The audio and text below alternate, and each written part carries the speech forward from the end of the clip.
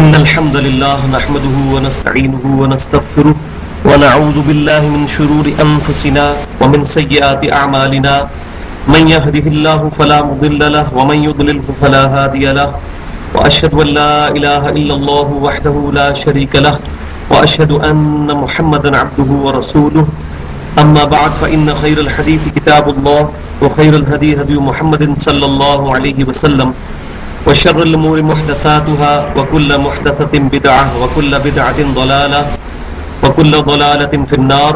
أعوذ بالله السميع العليم من الشيطان الرجيم من همزه ونفخه ونفثه. بسم الله الرحمن الرحيم. رب اشرح لي صدري ويسر لي أمري واحلل عقدة من لساني يفقهوا قولي. بسم الله الرحمن الرحيم. إن الله وملائكته يصلون على النبي يا أيها الذين آمنوا صلوا عليه وسلموا تسليما. اللهم صل على محمد وعلى آل محمد كما صليت على إبراهيم وعلى آل إبراهيم إنك حميد مجيد. اللهم بارك على محمد وعلى آل محمد كما باركت على إبراهيم وعلى آل إبراهيم إنك حميد مجيد.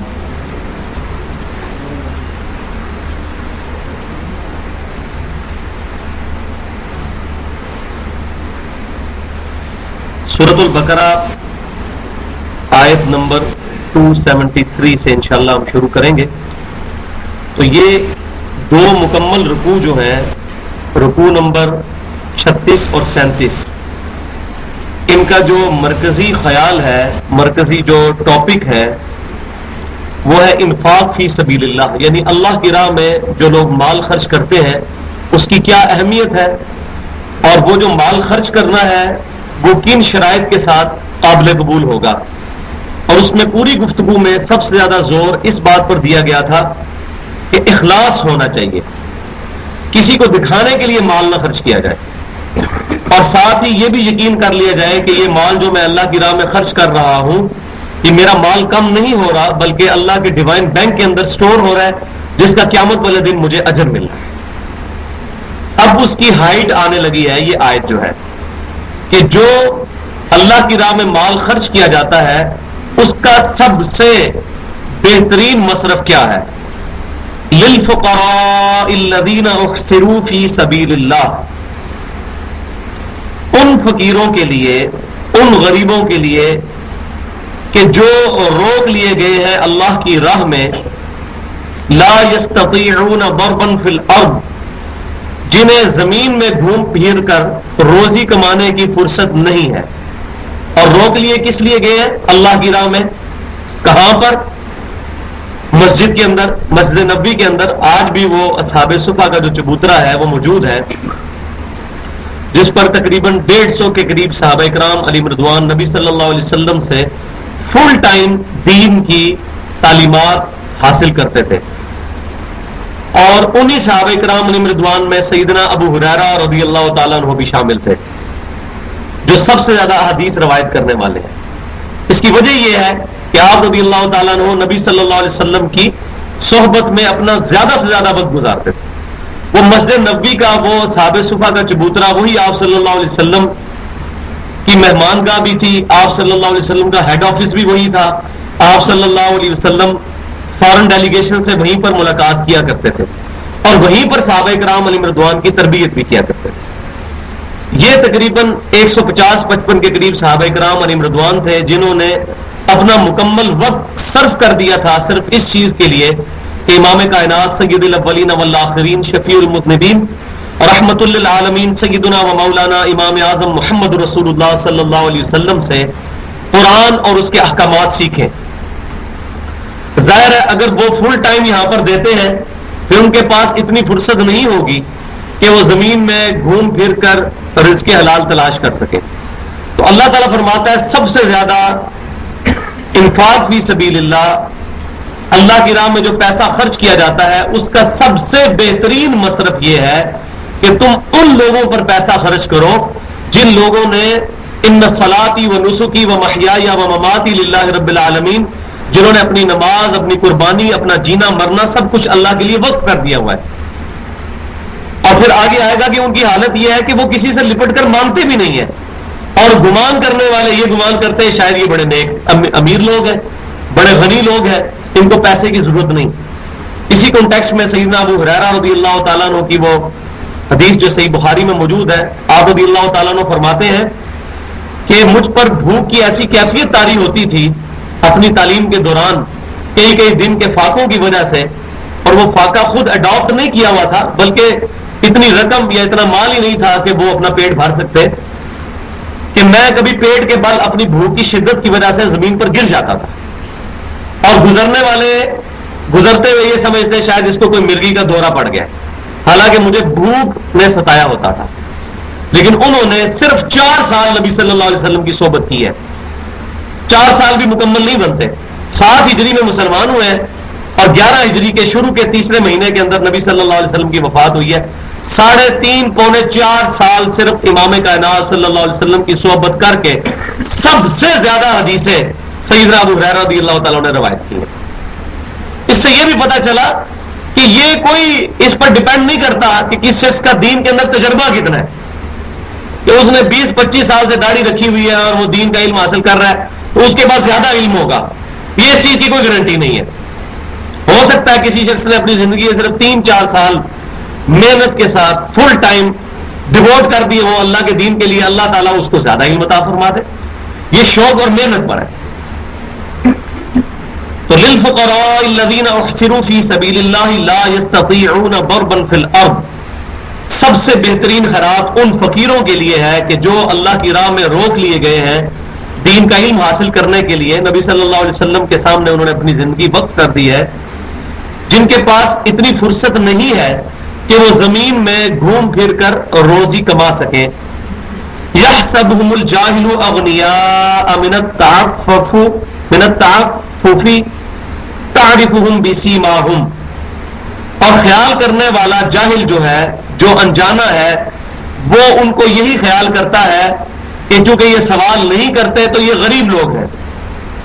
تعرفهم بسیماہم، جبکہ اے محبوب صلی اللہ علیہ وسلم آپ ان کے چہروں سے ان کو پہچان لیں گے. ظاہر 2-4 دن فاقہ آئے تو چہرے کے اوپر آثار نمایاں ہو جاتے ہیں. رمضان کے اندر دیکھیں کتنے صحت مند لوگ ہیں، لیکن 2-4 روزے جب گزرنے شروع ہوتے ہیں تو چہرے کے اوپر واضح طور پر زردی آنا شروع ہو جاتی ہے، فاقہ اپنا اثر دکھاتا ہے. تو اے محبوب صلی اللہ علیہ وسلم آپ ان کو پہچان لیں گے ان کے چہروں سے. لا يسألون الناس الحافا، اور ان کی حالت یہ ہے کہ یہ سوال نہیں کرتے لوگوں سے لپٹ کر. ان کی یہ عادت نہیں ہے کہ لوگوں سے لپٹ کر سوال کریں. وما تنفقوا من خیر فإن اللہ بہ علیم، اور جو کچھ بھی تم اللہ کی راہ میں خرچ کرتے ہو اپنے مال میں سے تو بے شک اللہ تعالیٰ کو اس کا علم ہے. ایسا نہیں ہے کہ تم ایسی سپر نیچرل ایجنسی کے لیے اپنا آپ وقت کر رہے ہو جو شاید ایگزسٹ کرتی ہے یا نہیں کرتی. یہ کبھی خیال ذہن میں نہ آئے. یا اللہ ایگزسٹ کرتا ہے تو اس کے علم میں بھی یہ بات ہے کہ نہیں کہ میں جو اتنا کچھ لٹا رہا ہوں پتہ نہیں اللہ کو بھی پتا ہے کہ نہیں. اور شاید اسی وجہ سے مسجدوں کے اندر جب ٹائلیں لگوائی جاتی ہیں ٹوٹیاں تو وہاں بہت بڑی بڑی نیم پلیٹس بھی لگا دی جاتی ہیں، یہ فلاں کے سالے ثواب کے لیے. اس کے لگانے کی ضرورت ہی نہیں ہے. جس اولاد نے اپنے ماں باپ کے لیے کوئی مسجد کے اندر پنکھا یا ٹائلز یا ٹوٹیاں یا کنواں صدقہ کیا وہ تو آٹومیٹکلی اس کو ثواب ملے گا، صحیح مسلم کی حدیث کے تحت. بلکہ بخاری اور مسلم کی متفق علیہ حدیث ہے. سیدنا سعد بن عبادہ رضی اللہ تعالیٰ عنہ کہتے ہیں اللہ کے نبی صلی اللہ علیہ وسلم میں سفر میں تھا، میری والدہ پیچھے سے فوت ہو گئی ہیں، اب میں چاہتا ہوں ان کی طرف سے کوئی صدقہ ایسا کروں کہ ان کو مرنے کے بعد نفع پہنچے، تو میں ان کی طرف سے کنواں کھدوا دوں. تو آپ صلی اللہ علیہ وسلم نے فرمایا کہ ہاں کھدوا دو. تو انہوں نے پوچھا یا رسول اللہ صلی اللہ علیہ وسلم اس کنویں سے جو پانی نکالا جائے گا اس صدقے کا ثواب میری والدہ کو ملے گا؟ تو آپ صلی اللہ علیہ وسلم نے فرمایا ہاں ملے گا. اور وہ پھر کنواں ام سعد کا کنواں اس نام سے مشہور ہو گیا کہ سعد بن عبادہ رضی اللہ تعالیٰ عنہ کی والدہ کا کنواں. اور یہ بہت بڑے یہودی عالم اور یہودی سردار بھی تھے، بعد میں انہوں نے اسلام قبول کیا تھا تو یہ صحابی رسول بھی بنے رضی اللہ تعالیٰ عنہ، سعد بن عبادہ رضی اللہ تعالیٰ عنہ. تو جو کچھ بھی تم اللہ کی راہ میں خرچ کرتے ہو اللہ کے علم میں ہے. اللہ تبارک و تعالیٰ کو اپنی اس طریقے سے نیکی ظاہر کروانے کی ضرورت نہیں، اللہ تعالیٰ کے علم میں ہے. اب قرآن پاک کا اہم ترین مقام آ رہا ہے سود کی حرمت کے حوالے سے، اور یہ بہت اٹینٹو ہو کے سننے والی چیز ہے. دیکھیں 2 رکوع آئے ہیں انفاق سبیل اللہ پر، اللہ کی راہ میں خرچ کرو، اللہ کی راہ میں خرچ کرو، 700 گنا تک لٹایا جائے گا، اللہ جس کے لیے چاہے گا اس سے بھی بڑھ کر لٹائے گا، تمہارا مال کم نہیں ہوگا، تمہارے مال میں برکت ہوگی، اللہ تعالیٰ تمہاری نیکیاں ضائع نہیں کرے گا، اللہ کے علم میں ہے جو اللہ کی راہ میں تم انفاق کرتے ہو، انفاق خرچ کرنا۔ اب انفاق فی سبیل اللہ سے روکنے والی چیز کیا ہے؟ مال کی بچت، یعنی پیسے اللہ کی راہ میں کیوں خرچ کریں، بچت کیوں نہ کر لیں، برے وقت کے لیے جوڑ کے کیوں نہ رکھ لیں، جوڑنا جائز ہے لیکن اتنا نہ جوڑا جائے کہ 7 نسلیں بیٹھ کے کھائیں، اتنا ضرور کہ اپنی اولاد کے لیے کچھ نہ کچھ چھوڑ کے بندہ بھرے، لیکن کروڑوں روپے کی جائیداد صرف اس وجہ سے اور نہ اس کی زکوٰۃ ادا کرنی اور یہ گمان کرنا کہ میری آنے والی نسلیں اس کو کھائیں گی، یہ بالکل غلط، یہ ایگزیجریشن، غلو پہ مبنی اپروچ ہے۔ تو جو سودی ذہنیت ہے وہ یہ کہتی ہے، وہ اس سے بھی ایک سٹیپ آگے جاتی ہے، ایک تو یہ ہے نا اللہ کی راہ میں خرچ کرو گے تو مال کم ہوگا، سودی ذہنیت یہ کہتی ہے کہ یہ جو مال بچا کے رکھا ہوا ہے نا اس کو پھر لگا دو کہیں پہ اور اس سے مزید مال کمانا شروع کرو۔ اور اب آپ یہ ٹی وی کے اوپر اشتہار بھی دیکھ لیں، اخبارات میں بچت سکیم، قومی بچت، فلاں بچت، یعنی بچت اور پھر اس میں منافع۔ تو سودی ذہن یہ کہتا ہے کہ ایک سٹیپ اور آگے جاؤ شیطان کی طرف، کہ نہ صرف مال بچاؤ بلکہ یہ جو بچا ہوا مال ہے اس سے مزید پیسہ کمانے کی کوشش کرو۔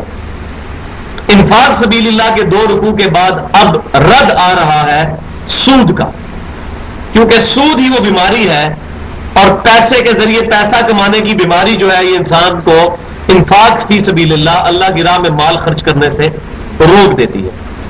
لہذا پہلے پازیٹو ذہن بنایا جا رہا ہے، الذین ينفقون اموالهم باللیل والنہار، جو لوگ خرچ کیا کرتے ہیں اپنے مال کو رات میں بھی اور دن میں بھی، سرا وعلانیہ، چھپا کر بھی اور اعلانیہ طور پر بھی۔ اعلانیہ سے مراد یہ نہیں کہ ریاکاری کے طور پر، اعلانیہ سے مراد یہ ہے کہ مسجد کے اندر سپوز اپیل ہوئی ہے کہ مسجد کے اندر ابھی ایئر کنڈیشن لگوانا ہے یا صفیں بچھانی ہے، اس کے لیے پیسے دیں، اور اسی وقت وہاں پر چندہ اکٹھا کیا جاتا ہے، تو یہ بالکل صحیح ہے، صحیح مسلم میں حدیث ہے، نبی صلی اللہ علیہ وسلم نے غریب لوگوں کو دیکھا، آپ صلی اللہ علیہ وسلم نے اسی وقت اپیل کی کہ انفاق فی سبیل اللہ کرو، تو ایک صحابی رضی اللہ تعالیٰ عنہ نے چادر بچھائی، انہوں نے اپنے گھر کا مال لا کے وہاں پر رکھا، پھر ان کو دیکھ کر باقی صحابہ کرام علیہ رضوان نے بھی مال رکھنا شروع کر دیا۔ یہ پچھلی دفعہ میں نے حدیث ڈیٹیل سے بتائی تھی۔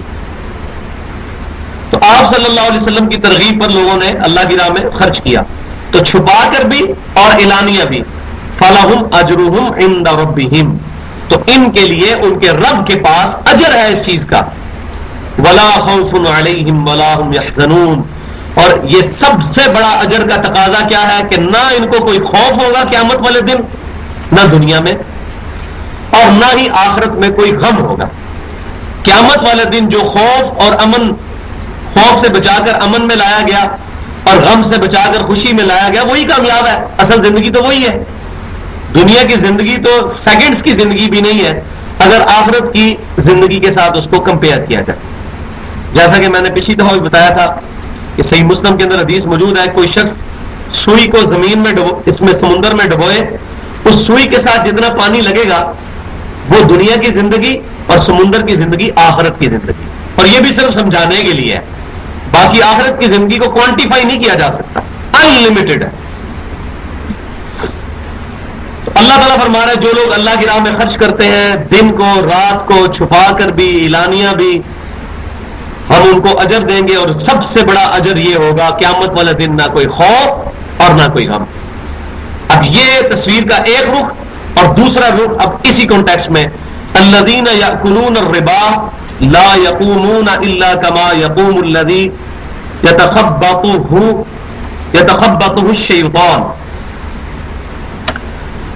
وہ لوگ جو کہ کھاتے ہیں سود، وہ نہیں کھڑے ہوں گے قیامت کے دن مگر اس حال میں جیسا کہ وہ شخص کھڑا ہو کہ جسے خبتی بنا دیا ہو شیطان نے، من المس، مس کر کے، یعنی کسی کے ساتھ شیطان مس ہو جائے، جیسا کہ کبھی کبھار ایسا معاملہ ہو جاتا ہے انسانوں کے ساتھ کہ شیاطین اور جنات ان کو تنگ کرنا شروع کر دیتے ہیں, بڑی عجیب و غریب آوازیں نکالنا شروع کر دیتے ہیں لوگ, اور بڑی عجیب سی حالت ہو جاتی ہے دیکھتے دیکھتے. یہ ٹاپک نہیں ہے میرا, میں صرف ایک مثال کے طور پہ یہ بات بیان کر رہا ہوں. تو اللہ تعالیٰ فرما رہا ہے کہ جو لوگ سود کھاتے ہیں وہ قیامت والے دن اس حال میں کھڑے ہوں گے جیسا کسی کو شیطان مس کر جائے اور وہ خبتی ہو جائے, عجیب پاگل سا ہو جائے. اس حال میں قیامت والے دن ان لوگوں کو کھڑا کیا جائے گا. یہ تو قیامت کا منظر ہے, یہ منظر آپ دنیا میں بھی دیکھ سکتے ہیں. اسٹاک ایکسچینج کے اندر اگر آپ چلے جائیں نا, اور وہاں لوگ اسی طرح ایک دوسرے سے گفتگو کر رہے ہوتے ہیں جیسے سارے کے سارے پاگل ہیں, اونچی آواز ہے اور یوں ہاتھ اور یوں, اور وہ ایسے بال کھڑے ہوئے, عجیب سی ان کی حالت ہوئی ہوتی ہے. یہ اسٹاک ایکسچینج کا منظر آپ کبھی یہ خبر نامے میں جو اکانومی کی خبریں ہوتی ہیں نا ان میں بھی تھوڑا سا دکھاتے ہیں اسٹاک ایکسچینج کا منظر. اس طرح جناب شیئر اوپر جا رہے ہیں اور نیچے جا رہے ہیں, بالکل اسی طریقے سے جیسے شیطان نے ان کو خبتی کر دیا, کیونکہ سارا سودی کام ہی کر رہے ہوتے ہیں. تو یہ دنیا کے اندر بھی منظر موجود ہے. ذالک بانہم قالوا انما البیع مثل الربا. اللہ تعالیٰ فرماتا ہے یہ ان کی حالت اس لیے ہوگی قیامت والے دن کہ یہ لوگ کہتے ہیں کہ جو تجارت ہے یہ بھی تو سود ہی ہے, تجارت اور سود کے اندر کوئی فرق نہیں ہے. بات تو ٹھیک ہی نظر آتی ہے بظاہر. مثال کے طور پر اس کو مثال سے سمجھیں, میں 100 روپے کا مال خریدتا ہوں, 110 روپے میں بیچتا ہوں, 10 روپے پروفٹ کماتا ہوں, جائز ہے؟ جائز ہے. لیکن میں آپ کو 100 روپے دیتا ہوں اور واپسی پر 110 روپے لے لیتا ہوں, یہ جائز ہے؟ وہی 100 روپے ہے, پروفٹ بھی اتنا ہی ہے.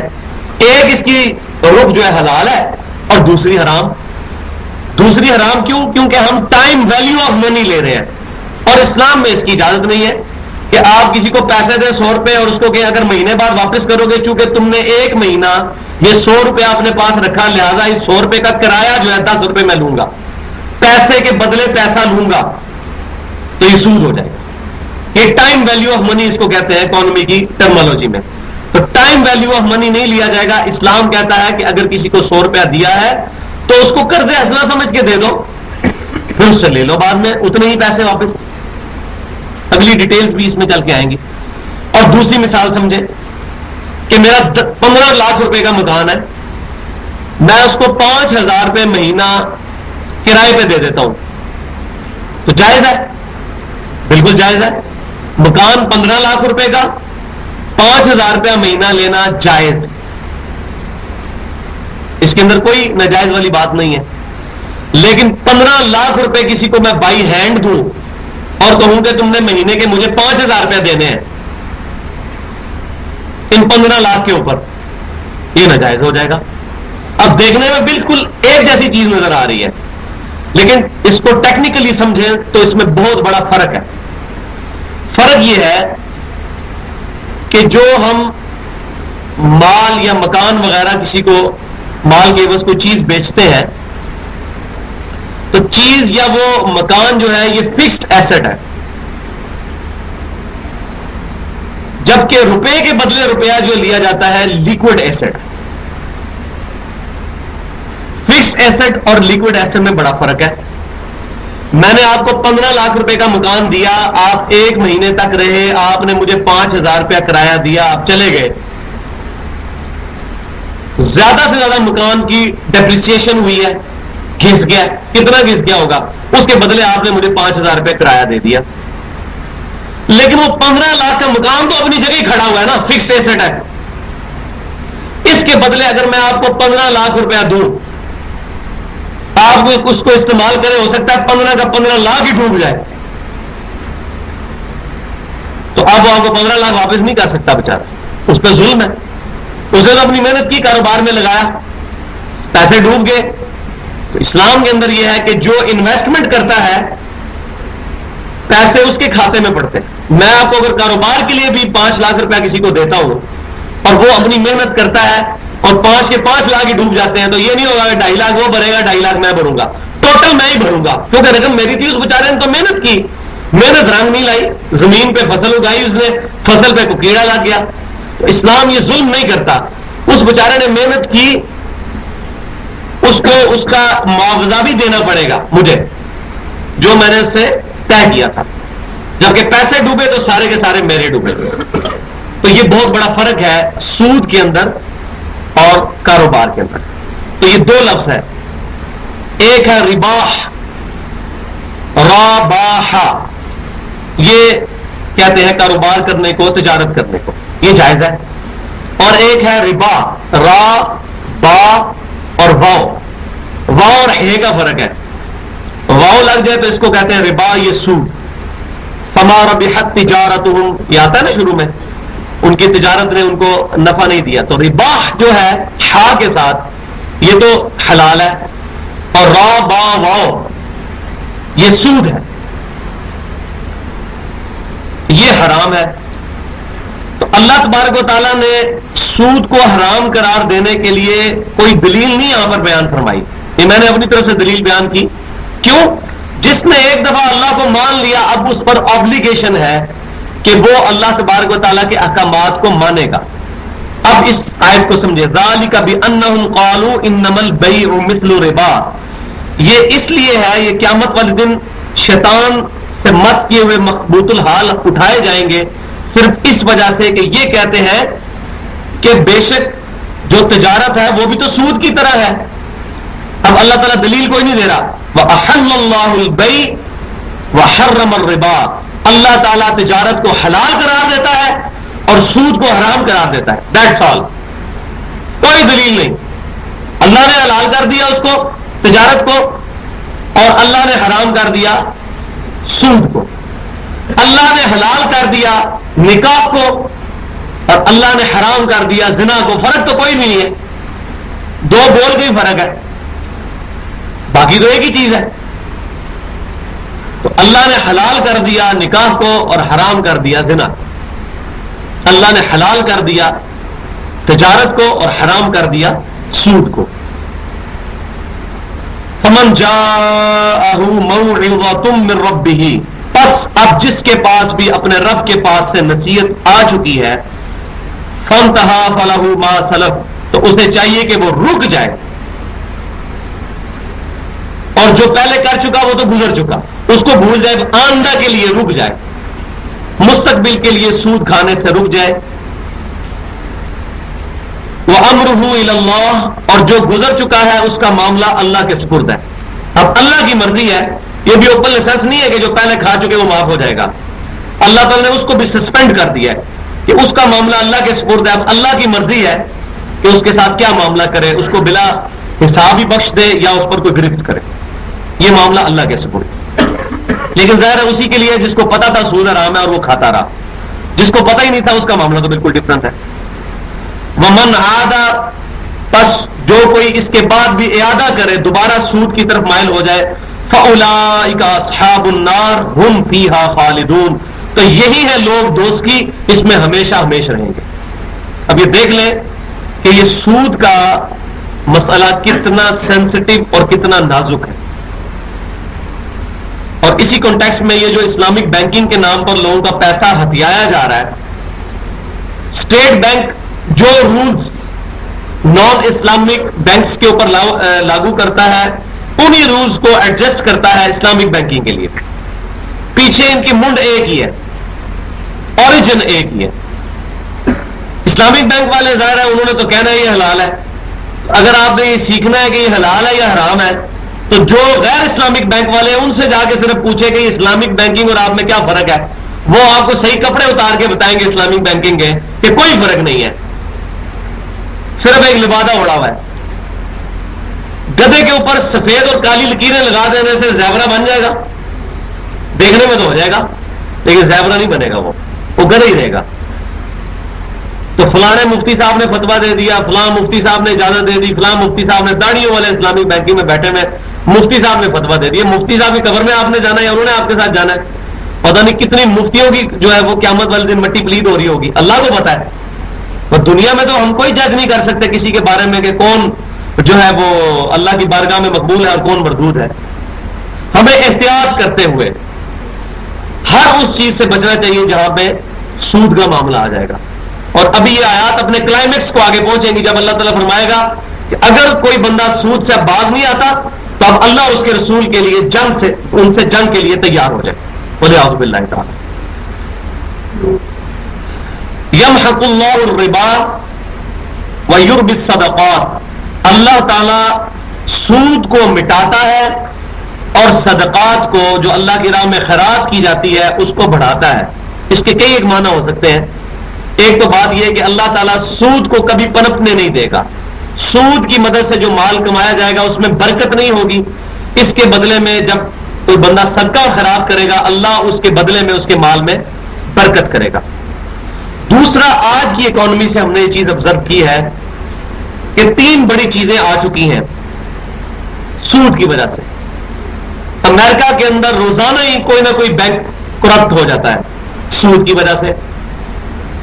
ان ایمپلائمنٹ بڑھ چکی ہے، بے روزگاری، کیونکہ سودی ذہن یہ کہتا ہے کہ کاروبار نہ کرو، بینک کو دو سود پہ، بینک میں پیسے جمع کراؤ اور منافع کھاؤ سود والا۔ کیا ضرورت ہے کاروبار کرنے کی؟ اب کاروبار نہیں کیا جائے گا تو ملازمتیں کیسے کھلیں گی؟ تو جو سودی ذہنیت ہے یہ ایک بندے تک پیسے کو رہنے دیتی ہے، جبکہ اسلام چاہتا ہے کہ پیسہ جو ہے یہ سرکولیٹ کرے سب کے پاس۔ اگر ہر شخص جس کے پاس پیسہ ہے وہ 1 کروڑ روپیہ بینک میں جمع کروا کر مہینے کا جو ہے وہ 7-8 لاکھ روپیہ منافع لینا شروع کر دے تو وہ تو ایک ذات کو ہی فائدہ پہنچے گا۔ اس کی بجائے اگر 1 کروڑ روپیہ وہ کسی تجارت کے کام میں، کسی کاروبار میں لگائے تو کتنے لوگوں کو روزگار ملے گی؟ تو کتنا فرق ہے۔ تو یہ دوسرا نقصان۔ اور تیسرا یہ ہے انفلیشن بڑھ جاتی ہے، بے روزگاری بڑھتی ہے، اس کے بعد مہنگائی بڑھ جاتی ہے، پیسے کی ورتھ جو ہے وہ کم ہو جاتی ہے۔ جس طرح کہ ابھی ہمارے ملک میں آپ نے اگر پریکٹیکل ایگزامپل دیکھنی ہے تو اپنے ملک کو دیکھ لیں۔ اللہ تبارک و تعالیٰ فرماتا ہے کہ میں سود کو مٹاتا ہوں اور صدقہ خیرات کو بڑھاتا ہوں، اس میں برکت ڈالتا ہوں۔ اور تیسرا اس کا یہ مفہوم بھی ہو سکتا ہے تعویل عام کے اعتبار سے کہ سود سے اگر کوئی شخص صدقہ و خیرات کرتا ہے، نیکی کے کام کرتا ہے، اللہ کے نزدیک وہ 0 سے ملٹیپلائی کھا جائیں گے۔ اور میتھمیٹکس میں کوئی چیز 0 سے ملٹیپلائی کھا جائے جواب 0۔ مال آرام ہے، چاہے مسجد بنوا دی، حج کر لیا، عمرے کر لیے، جو مرضی کیا، اجر 0۔ جبکہ اس کے برعکس کوئی بندہ صدقہ و خیرات کرتا ہے اپنے حلال کے مال سے، اگرچہ ایک لقمہ ہی خیرات کرے، تو بخاری اور مسلم کی متفق علیہ حدیث ہے کہ کوئی شخص اگر ایک لقمہ بھی خیرات کر دے اللہ کی راہ میں حلال کے پیسے میں سے، اللہ اپنا دایاں ہاتھ آگے بڑھا کر اس لقمے کو پکڑتا ہے اپنی شان کے لائق، اس کے ہاتھ کی کوئی مثل نہیں ہے، اور پھر اس لقمے کی پرورش کرتا ہے، جیسا تم میں سے کوئی گھوڑے کی پرورش کرے اور بہت بڑا گھوڑا بن جاتا ہے، اس طریقے سے اللہ تعالیٰ اس ایک لقمے کی پرورش کرتا ہے یہاں تک کہ ایک لقمہ احد پہاڑ کے برابر ہو جاتا ہے۔ اور احد پہاڑ کوئی چھوٹا نہیں ہے، تقریباً 4.5 میل چوڑائی ہے اس پہاڑ کی۔ الحمدللہ میں نے زیارت کی ہے اس مبارک پہاڑ کی، بخاری اور مسلم کی متفق علیہ حدیث ہے، احد پہاڑ ہم سے محبت کرتا ہے، ہم اس سے محبت کرتے ہیں۔ تو نبی صلی اللہ علیہ وسلم کی بڑی خاص محبت سی اس پہاڑ کے ساتھ۔ احد پہاڑ کے برابر ایک لقمہ ہو جاتا ہے، اللہ تعالیٰ سود کو مٹا دیتا ہے فوراً 0 سے ملٹیپلائی، اور صدقات کو بڑھاتا ہے۔ اور چوتھا مفہوم ایک یہ بھی ہو سکتا ہے کہ سود کو اگر مٹانا ہے تو صدقہ خیرات کو، زکات کے سسٹم کو عام کرنا ہوگا۔ اسلام ایکویلنٹ دیتا ہے، سود کی بجائے صدقہ و خیرات اور زکات کے سسٹم کو اگر عام کیا جائے خود بخود غربت ختم ہونا شروع ہو جائے گی۔ واللہ لا يحب کل کفار اثیم، اللہ تعالیٰ ہرگز دوست نہیں رکھتا ہے ہر نہ شکرے اور گناہگار کو، کہ جو مال دیا تھا اللہ کا شکر ادا کرتا، اللہ کی راہ میں خرچ کرتا، بجائے اس کے کہ سرپلس ویلیو کو جو ہے دوبارہ سے کھپا دے سود کمانے کے لیے، اللہ کی راہ میں خرچ کرتا یا ایک طریقے کے مطابق ایک خاص ضرورت کے مطابق روکتا، تو ناشکری کرتا ہے اور گناہگار ہے، جانتے بوجھتے ہوئے سود کے اندر انوالو ہوتا ہے۔ اب ہمارے معاشرے کے اندر بھی لوگ یہ بات اکثر پوچھتے ہیں کہ جی اب بینک میں پیسے تو جمع کروانے پڑتے ہیں، کیا کریں؟ گھر میں رکھنا جو ہے وہ ظاہر ہے کہ آج کل کے اعتبار سے جس طرح چوری اور چکاری بہت عام ہے، تو اب یہ مسئلہ اتنا خطرناک ہے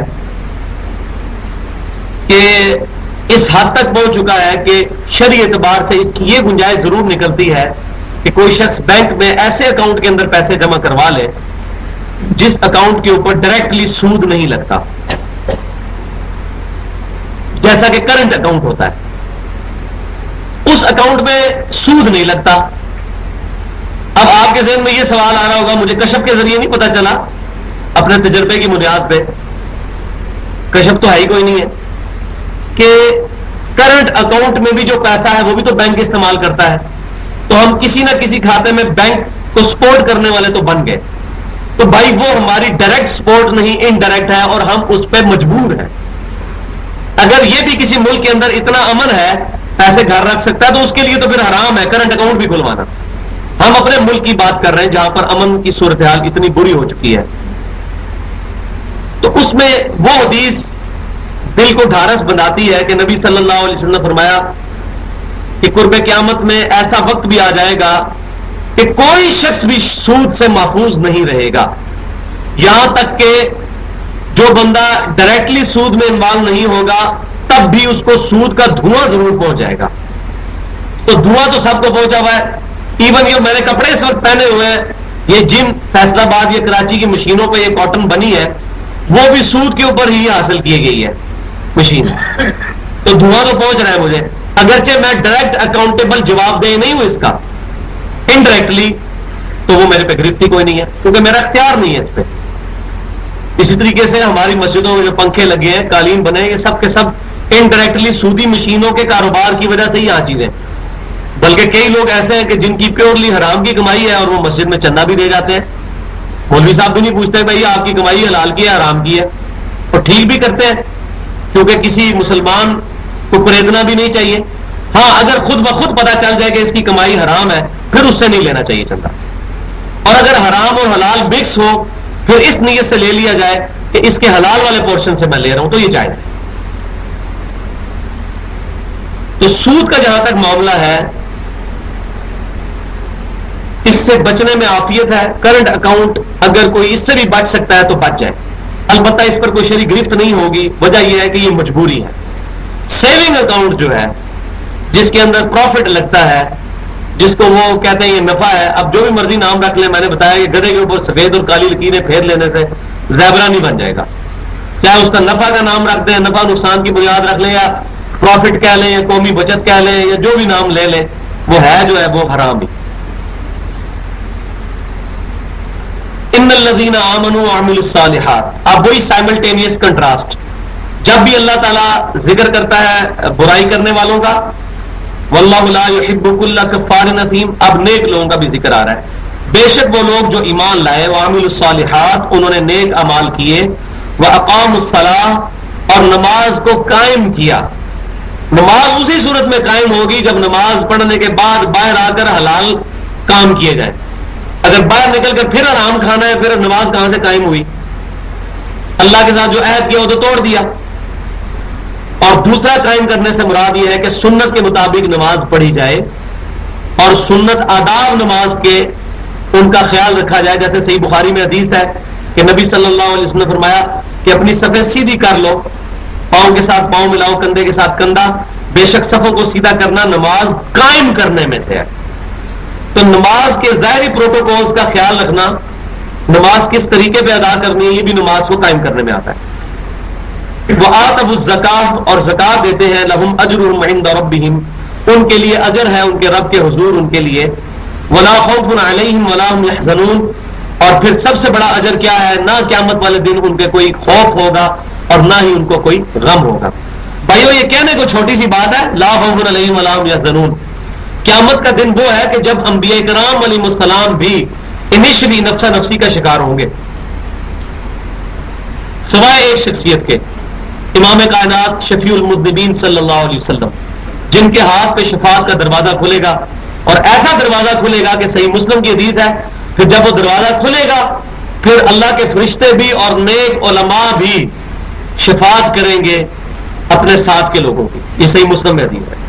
تو صرف نبی صلی اللہ علیہ وسلم نہیں بلکہ علماء بھی شفاعت کریں گے، لیکن علماء حق جن کے عقائد اور نظریات قرآن اور سنت اور اجماع کے مطابق ہیں، جن علماء نے شرک کا درس دیا اور دنیا میں اپنی ناجائز رسپیکٹ کروائی، لوگوں سے اپنے پاؤں چموائے اور سجدے کروائے، ان علماء کو کوئی یہ صحیح مسلم کی حدیث فٹ نہیں ہوتی.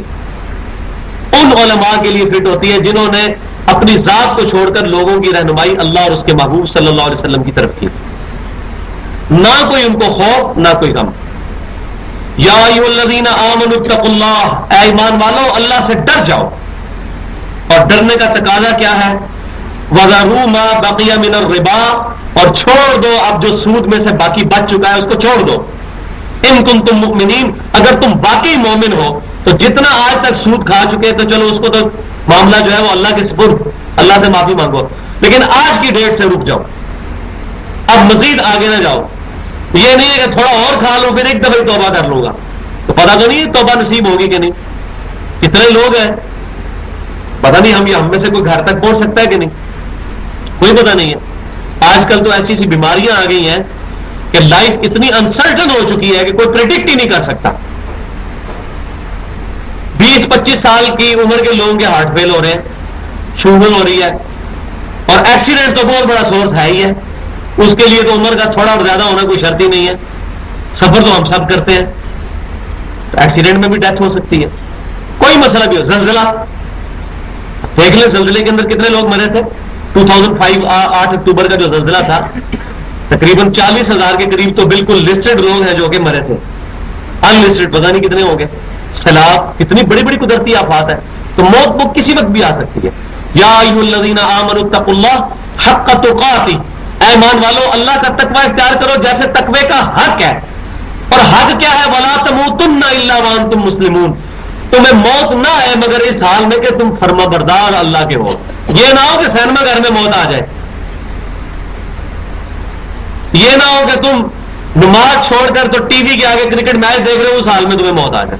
کرکٹ کا میچ دیکھنا وہ حرام نہیں ہے، لیکن نماز چھوڑ کر اس چیز میں اپنا ٹائم صرف کرنا کہ اللہ کے فرائض ٹوٹے، پھر تو ظاہر ہے یقیناً ہر وہ چیز جو اللہ کی راہ سے روک دے گی تو وہ تو طاغوت بن جائے گی.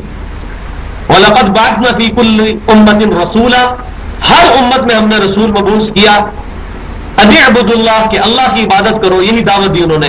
وَاجْتَنِبُوا الطَّاغُوتَ، اور ہر طغیانی والی چیز، ہر جو ہے وہ اللہ تعالیٰ کے مقابلے پر آئی ہوئی چیز، اس کی جو ہے نفی کرنی ہے. اے ایمان والو اللہ تعالیٰ سے ڈرو. وَذَرُوا مَا بَقِيَ مِنَ الرِّبَا، اور چھوڑ دو باقی اب جو سود بچ گیا ہے اس کو. ان کنتم مؤمنین، اگر تم واقعی ہی مؤمن ہو. اور اب دھمکی آ رہی ہے جی، سخت قسم کی دھمکی. فَإِن لَّمْ تَفْعَلُوا، اور اگر اب بھی تم باز نہیں آئے سود کھانے سے، فَأَذَنُوا بِحَرْبٍ مِّنَ اللَّهِ وَرَسُولِهِ، تو اللہ اور اس کے رسول کا اعلان جنگ ہے تمہارے خلاف. سن لو.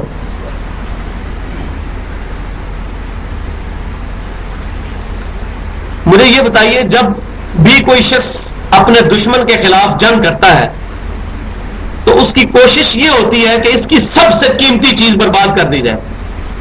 ہوتا ہے یا نہیں؟ ہمارے پاس سب سے قیمتی چیز کیا ہے؟ ایمان. تو بس اگلی بات خود سمجھ جائیں، جو لوگ سود کھاتے ہیں ان کا ایمان خطرے میں ہے. کیونکہ اللہ تعالیٰ نے جب جنگ کرنی ہے تو سب سے زیادہ نقصان دہ چیز یہی وہ ہمیں اللہ تعالیٰ نقصان پہنچا سکتا ہے کہ ایمان سلب کر لے. وَلِعَاذُ بِاللَّهِ تعالیٰ. روزانہ تجدید ایمان کرنی چاہیے. اور سب سے بیسٹ تجدید ایمان سورۃ البقرہ کا آخری رکوع ہے، جو بخاری اور مسلم کی متفق علیہ حدیث ہے. جو شخص رات کو سوتے وقت سورۃ البقرہ کی آخری 2 آیات پڑھ لے، آمن الرسول بما انزل الیہ من ربہ والمؤمنون، تو یہ 2 آیات اس کے لیے ہر شے سے کافی ہو جائیں گی. کیوں؟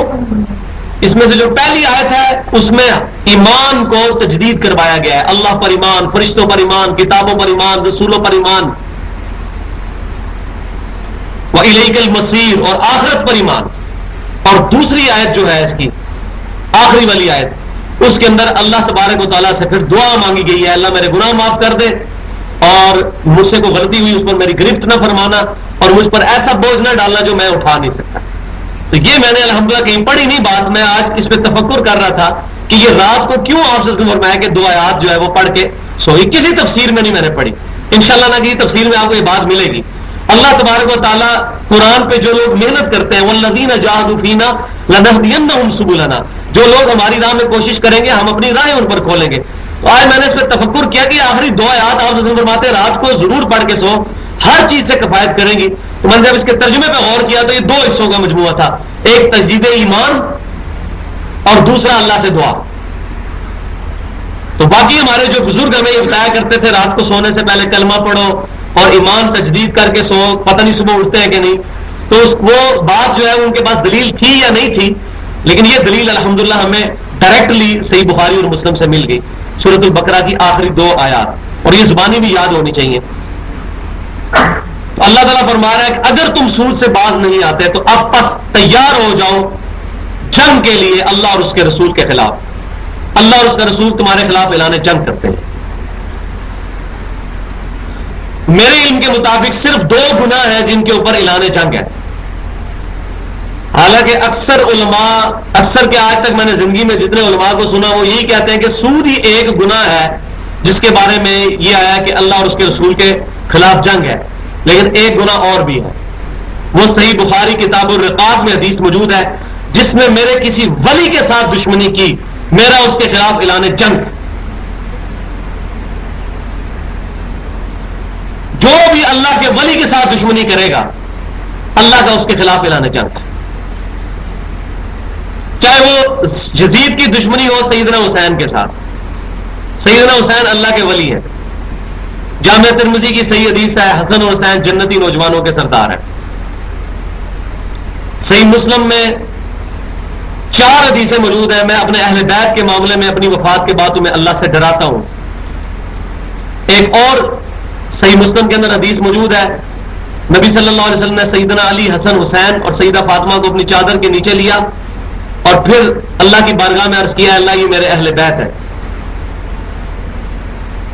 تو اللہ کے نیک بندوں کے ساتھ، اللہ کے اولیاء کے ساتھ دشمنی، اس کے خلاف بھی اللہ کا اعلان جنگ ہے. تو ڈیفینیٹلی جو اللہ کے اولیاء ہیں وہ تو ہے صحابہ کرام علیہم رضوان. اس کے بعد قیامت تک ہزاروں لاکھوں اللہ کے اولیاء ہوں گے، لیکن صحیح سند سے فل مور ہم کسی بندے پہ نہیں لگا سکتے.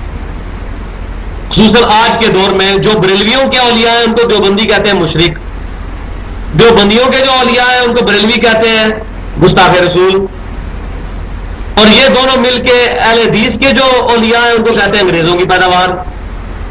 تو اب تو اولیاء والا معاملہ بڑا ایمبیگوس ہو چکا ہے، مبہم ہو چکا ہے.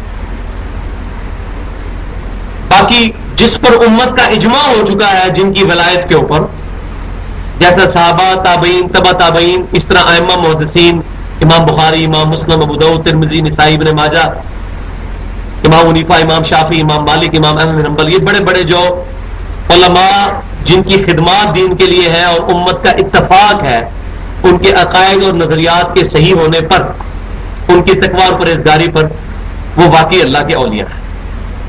اور ان کے بارے میں کوئی زبان نیگیٹو نہیں کھولنی چاہیے.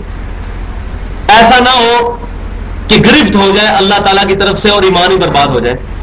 جیسا کہ ایک ملتان کے اندر دیوبندی عالم ہے، نام لینے کی ضرورت نہیں ہے، انہوں نے امام بخاری کے خلاف پوری کتاب لکھی ہے، تو بعد میں اس کو جیل بھی ہو گئی، مطلب صرف اس لیے کہ امام بخاری رحمۃ اللہ علیہ جو نماز کا طریقہ صحیح سند سے لے کے آئے ہیں وہ ان کے طریقے سے ٹکراتا تھا. امام بخاری رحمۃ اللہ علیہ جو فقہی مسائل صحیح احادیث سے لے کے آئے ہیں وہ ان کی فقہ کے ساتھ ٹکراتے تھے جس کی سند امام حنیفہ تک پوری نہیں ہے. ہدایہ جو کتاب امام حنیفہ رحمۃ اللہ علیہ کے اقوال پر مشتمل ہے وہ امام حنیفہ کی وفات کے 400 سال بعد لکھی گئی ہے. امام حنیفہ رحمۃ اللہ علیہ کا یا امام جعفر رحمۃ اللہ علیہ کا یا امام شافعی، امام مالک کا کوئی قصور نہیں ہے، لوگ ان کے ساتھ چیزیں غلط منسوخ کر رہے ہیں. تو اس نے اس ٹسل میں آ کر جو ہے وہ امام بخاری رحمۃ اللہ علیہ کی پرسنالٹی کے اوپر جو ہے وہ اٹیک کرتے ہوئے ان کے خلاف کتاب لکھی. تو ایسا نہیں ہونا چاہیے. تو ان کو دنیا میں سزا مل گئی. ان کے 2 بیٹے جو علماء تھے انہوں نے کتاب و سنت کا منہج اختیار کر لیا. تو میرا خیال ہے یہ بہت بڑی، اللہ تعالیٰ نے ان کو دنیا کے اندر ہی ایک بہت بڑا عذاب ان کے اوپر مسلط کیا کہ جس چیز سے وہ اختلاف کرتے تھے اللہ تعالیٰ نے ان کے اپنے علماء، ان کے بیٹے علماء ہونے کے باوجود انہوں نے کتاب و سنت اور اجماع کا منہج اختیار کر لیا. لہذا اولیاء اللہ کے بارے میں بڑی کنٹرول لینگویج استعمال کرنی چاہیے. لیکن یہاں یہ بھی یہ بات یاد رکھیں جن لوگوں نے اللہ کے محبوب صلی اللہ علیہ وسلم کی شان میں گستاخی کی ہوئی ہے ان کو ہم اللہ کا ولی ماننے کے لیے کوئی نہیں تیار. اگر کسی نے یہ کلمہ پڑھوایا ہے لا الہ الا اللہ اشرف علی تھانوی رسول اللہ اور اب مجھے کوئی کہے میں اس کو اللہ کا ولی مان لوں تو میں ایمان اپنا برباد کر لوں؟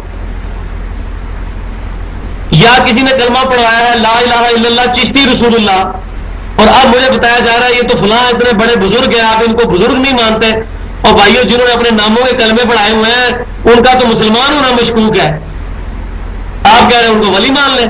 ہم کہتے ہیں ہاں ولی ہے لیکن من دونہ ہی اولیاء ہے. اللہ کو چھوڑ کر مقابلے پر جو اولیاء. ہم اولیاء کے خلاف ہیں, اولیاء اللہ کو مانتے ہیں. تو اولیاء ان کو ہم مانتے ہیں.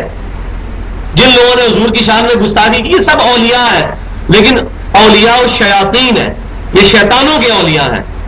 اور جو اللہ کے محبوب صلی اللہ علیہ وسلم کی عزت کرنے والے لوگ ہیں, شرک سے بچنے والے لوگ ہیں, صحابہ کرام کا اور بزرگان دین کا احترام کرنے والے لوگ ہیں, وہ اولیاء اللہ ہیں. تو یہ میں نے اس کانٹیکسٹ میں گفتگو یہاں پر ضروری سمجھی. وَإِن تُبْتُمْ فَلَكُمْ رُؤُوسُ أَمْوَالِكُمْ, اگر تم توبہ کر لو تو تمہارا جو مال راس والا ہے وہ تو تمہیں واپس مل ہی جائے گا. مثلا میں نے کسی کو 5 لاکھ روپیہ دیا تھا اور میں مسلسل سود لے رہا تھا, سود میں معاف کر دوں, صرف 5 لاکھ روپیہ اس سے وہ بھی واپس لے سکتا ہوں میں, وہ تو میں نے لینا ہی ہے.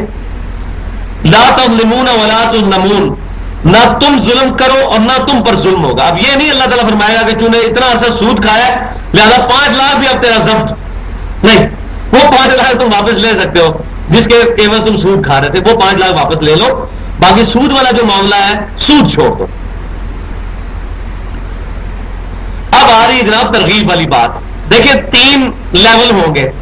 ایک لیول تو یہ ہے جو مباربت کہلاتا ہے کہ آپ کسی کو پیسہ دیں اور اس کو کہیں کہ بھائی پیسہ میرا, محنت آپ کی, جو پروفٹ ہوگا وہ ہم آپس میں آدھا آدھا کر لیں گے, یا 30-70 یا 40-60, وہ کنسنسس کے ساتھ ہو سکتا ہے. رقم فکس نہیں ہو سکتی, اس کی پرسنٹیج فکس ہوگی. مثلا میرے 5 لاکھ سے اگر آپ نے 100 روپیہ کمایا تو 50 روپے آپ کے, 50 روپے میرے. اور اگر میرے 5 لاکھ سے آپ نے 1000 روپیہ کمایا تو 500 آپ کے, 500 میرے. اور اگر آپ نے کمائی 10 روپے تو 5 روپے آپ کے, 5 روپے میرے. 50% فکس ہوگی, پیسے نہیں فکس ہوئے. اس پہ ظلم نہیں ہوگا. ورنہ اگر میں کہوں یہ 5 لاکھ ہے مجھے مہینے کا تم نے 5000 دینا ہی دینا ہے, ہو سکتا ہے آپ کمائی 5000. تو اسلام کہتا ہے پروفٹ کو فکس کر لو کہ جو پروفٹ ہوگا اس کا اتنا پرسنٹ تمہارا. 500 ہوا تو 250 تمہارا, 250 اس کا, یا 300 تمہارا, 200 اس کا. اور اگر صرف 50 روپے ہوئے پھر 30 روپے تمہارے, 20 روپے اس کے. یہ نہیں ہے کہ آپ بھی 250 اور 300 والے چکر ہوگا. تو یہ مداربت کہلاتا ہے کہ پیسے آپ کے, محنت کسی کی, اور اس محنت کے عوض آپ کو گھر بیٹھے ہوئے پیسے مل جائیں. یہ بالکل جائز ہے. صحابہ کرام کا کاروبار یہی تھا. بٹائی پہ انہوں نے زمینیں دی ہوئی تھی یہودیوں کو مدینہ شریف میں. محنت یہودی کرتے تھے, زمینیں صحابہ کرام کی ہوتی تھی. بخاری مسلم میں حدیثیں موجود ہیں. یہودی محنت کرتے تھے, زمین صحابہ کرام کی ہوتی تھی. جب کمائی ہوتی تھی تو کچھ حصہ وہ یہودی رکھ لیتے تھے اور کچھ صحابہ کرام. بالکل جائز ہے, لیکن یہ کم ترین درجہ ہے. اس سے ایک درجہ اوپر ہے دوسرا, وہ یہ ہے کہ اپنے کسی بھائی کو قرض حسنہ دے دیں کہ بھائی یہ 5 لاکھ روپیہ ہے, یہ قرض رکھو اور جب تمہارے پاس ہو مجھے دے دینا. تم اس سے کمائی کرو, تمہاری ساری کمائی, آہستہ آہستہ اپنی کمائی جوڑ کے مجھے 5 لاکھ واپس کر دینا. اس سے اعلیٰ ترین درجہ ہے قرض حسنہ. اور ایک اس سے بھی اعلیٰ ترین درجہ ہے کہ کسی بھائی کا کاروبار سیٹ کرنے کے لیے اس کو کہتا ہے بھائی یہ 5 لاکھ روپیہ رکھو میری طرف سے گفٹ, واپس بھی نہیں کرنا, تم ضرورت مند تھے, تم اس سے اپنا کاروبار چلاؤ, اللہ تعالیٰ تمہارے کاروبار میں برکت دے, میں اس کا اجر اپنے رب سے لوں گا. یہ اعلیٰ ترین درجہ ہے. اور یہ درجات اللہ تبارک و تعالیٰ یہاں پر ذکر فرمانے لگا ہے. لیکن پہلے درجے کا ذکر بھی کوئی نہیں کیا, حالانکہ وہ بھی جائز ہے. اللہ تعالیٰ جو ہے وہ انسان سے چاہتا ہے کہ سپرلیٹو ڈگری حاصل کی جائے. ان صلاتی و نسکی و محیای و مماتی للہ رب العالمین, اور اسلام کا سمم بونم حاصل کر لیا جائے اس کانٹیکسٹ میں ہائیسٹ گڈ یہی ہو سکتا ہے کوئی شخص کسی کو کہے بھائی یہ پیسے ہی رکھ لو تم اپنا کاروبار سیٹ کرو واپس کرنے کی ضرورت ہی نہیں. اس کو ایمینول کانٹ کی فلاسفی میں کہتے ہیں سمم بونم, ہائیسٹ گڈ. جیسا کہ میں نے بتایا تھا اعمال میں ہائیسٹ گڈ ہے قتال, اللہ کی راہ میں اپنی جان قربان کرنے کے لیے تیار ہو جانا. وَإِن كَانَ ذُو عُسْرَةٍ فَنَظِرَةٌ إِلَىٰ مَيْسَرَةٍ, اگر مقروض تنگ دست ہو تو اسے کچھ وقت کے لیے مہلت دے دو کہ بھائی ابھی پیسے نہیں واپس کر سکتے, بعد میں دے دینا جب ہوگے. وَأَن تَصَدَّقُوا خَيْرٌ لَكُمْ, اگر تم صدقہ ہی کر دو کہ بھائی یہ رکھ لو واپس کرنے کی کوئی ضرورت نہیں ہے تو تمہارے لیے اس سے بھی بہتر ہے. ان کنتم تعلمون, اگر تم جانتے ہو. اب جانے گا تو بھائی وہ جس کو پتا ہے کہ اللہ نے اس کا کتنا اجر دینا ہے مجھے, جس کو یہ پتا ہے کہ ایک لقمہ صدقہ کروں گا اور پہاڑ کے برابر ثواب ملے گا. اور اب آپ یہ بھی نہ سمجھیے گا, مجھے اس دن ایک بھائی سوال کرنے لگے, بڑی مزے کی بات مجھے یاد آئی.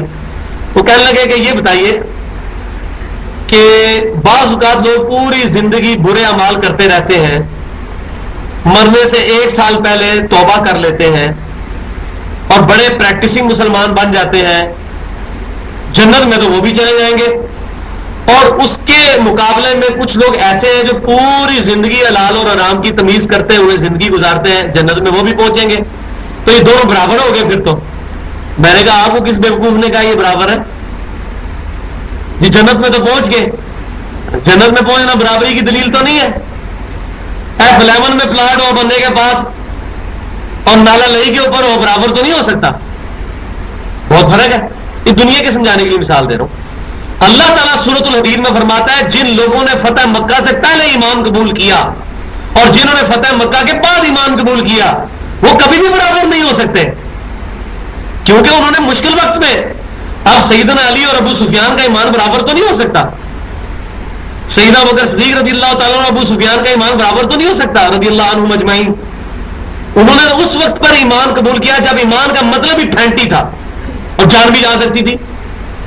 اب حضرت بلال حبشی رضی اللہ تعالیٰ عنہ اور ابو سفیان کا ایمان تو برابر نہیں ہو سکتا. ابو سفیان رضی اللہ تعالیٰ عنہ نے تو اس وقت ایمان قبول کیا ہے کہ جب ایمان قبول کرنے میں عافیت تھی, نہ قبول کرنے والے کی پھینٹی تھی. بالکل الٹ بات ہے.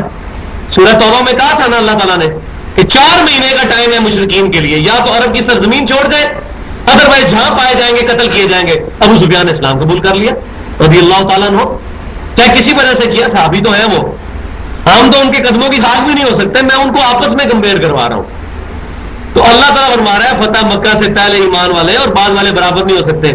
بھائیو جس نے سچی داڑھی رکھی ہے اور اس نے تکبیر اللہ کا اہتمام کیا ہے, نمازوں کا اہتمام کیا, اپنی آنکھوں کی حفاظت کی ہے, حرام سے بچا ہے, وہ بندہ اور جو مرنے سے 5 مہینے پہلے توبہ کر کے چاہے جتنا مرضی پرہیزگار بن جائے, دونوں جنت میں پہنچ بھی جائیں, برابر کہاں سے ہو سکتے ہیں؟